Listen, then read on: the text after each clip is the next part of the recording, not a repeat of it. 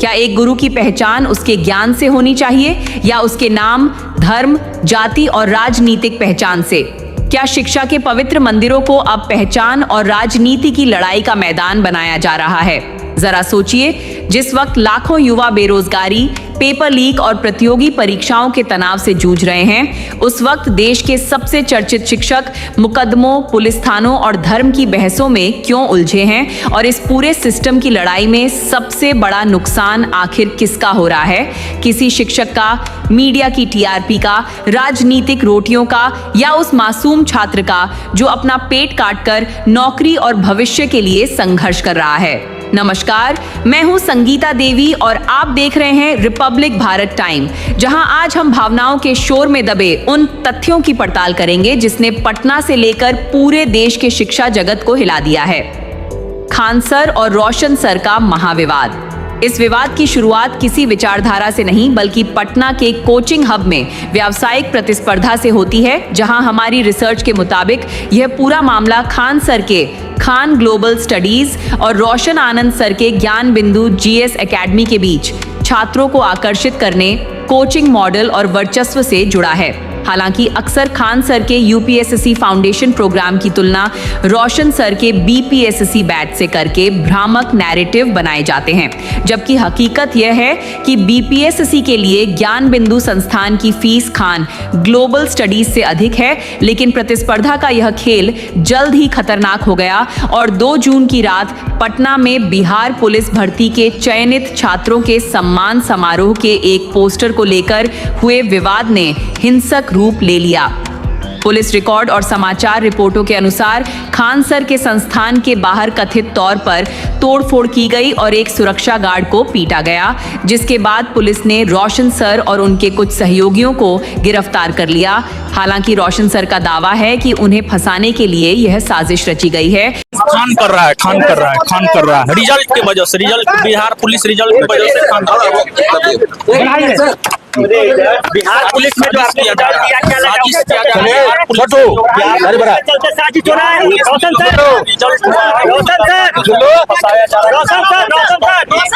मालिक और खान सर बिंदु को करने का पूरा प्रयास कर रहा है, लेकिन हमेशा सत्य की जीत होगी। देखिए, हम यही कहेंगे कि हम यही कहेंगे ये हमारे खिलाफ साजिश है, हमारे और ज्ञान बिंदु के खिलाफ जो है ये साजिश है, हमारे और ज्ञान बिंदु के खिलाफ ये साजिश है। रिजल्ट को लेकर के ज्ञान बिंदु को बर्बाद करने की साजिश है और कोई भी गोली नहीं चला है, लेकिन फिर भी कहा जा रहा है गोली चला, कोई गोली।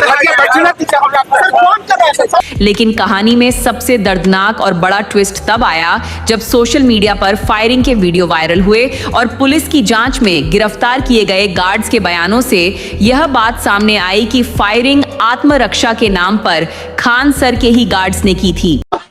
ना खान सर के ऊपर माला चढ़ जाए, ये लोग कहा है कि खान सर के ऊपर माला चढ़ जाए, फोटो पे क्या चढ़ जाए माला, यही तो चाहते हैं लोग। अरे पागलों, मेरे भाई लोग एक बात बताए यार, वो हमला किसके ऊपर करने आया है? हमारे ऊपर। दिन में आया कि रात में? रात। अकेले आए ग्रुप में? पथराव किया कि नहीं? गोली चलाए कि नहीं चलाए? गार्ड को हत्मारा किया कि नहीं किया? क्या एफआईआर भी नहीं करें? ले, अब पूछिए जरा ये बात। सबसे जरूरी चीज जो आप लोग को गुमराह किया जा रहा है, सेल्फ डिफेंस की फायरिंग। चूंकि पुलिस लेट से पहुंची थी, पुलिस को आने में टाइम लगता है, हमें भी पता है कि 5 मिनट में पुलिस उड़ के नहीं आ जाएगी, तो सेल्फ डिफेंस में वो नहीं भाग रहे थे, उसको मार डालते तो कोई क्या करता? एक गार्ड का कर्तव्य क्या होता है?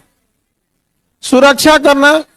लेकिन मीडिया जरा ये बताए, क्या आज के बाद जिस तरह से उस गार्ड को बदनाम करने की कोशिश की जा रही है, क्या किसी गार्ड की अब हिम्मत करेगी किसी इंसान की जांच मचाने के लिए कि छोड़ देगा?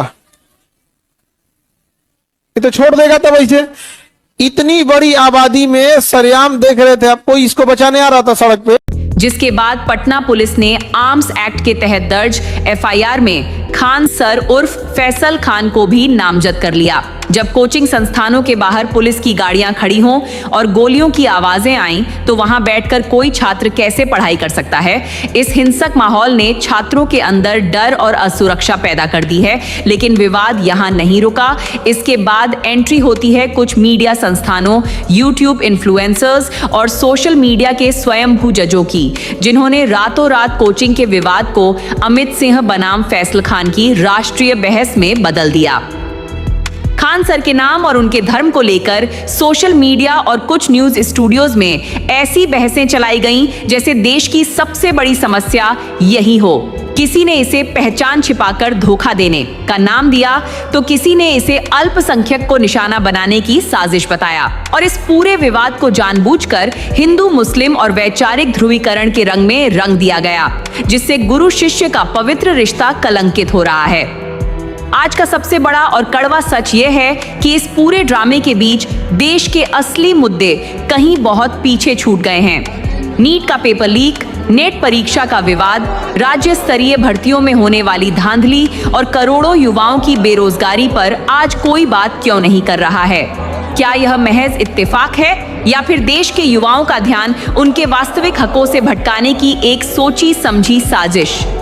भारत वह देश है जहां गुरु को गोविंद से भी बड़ा माना गया है और आज हमें यह तय करना होगा कि हम अपनी आने वाली पीढ़ियों को क्या दे रहे हैं। किसी भी शिक्षक को खलनायक या भगवान बनाने से पहले हमें यह याद रखना होगा कि वे समाज को दिशा देने वाले स्तंभ हैं। नुकसान न मीडिया का हो रहा है, न राजनीति का। सबसे बड़ा और अपूरणीय नुकसान उस गरीब माता पिता के सपने का हो रहा है जिसने अपनी जमीन गिरवी रखकर अपने बच्चे को शहर पढ़ने भेजा है। मैं हूं संगीता देवी और जाते जाते आपसे सिर्फ यही अपील करूंगी कि शिक्षा को शिक्षा रहने दीजिए, उसे टीआरपी और राजनीति का हथियार मत बनाइए। अगर आपको लगता है कि छात्रों का भविष्य इन खोखले विवादों से ज्यादा महत्वपूर्ण है, तो अपनी राय कमेंट बॉक्स में जरूर दें। इस वीडियो को शेयर करें ताकि यह आवाज हर छात्र, हर गुरु और हर नीति निर्माता तक पहुंचे।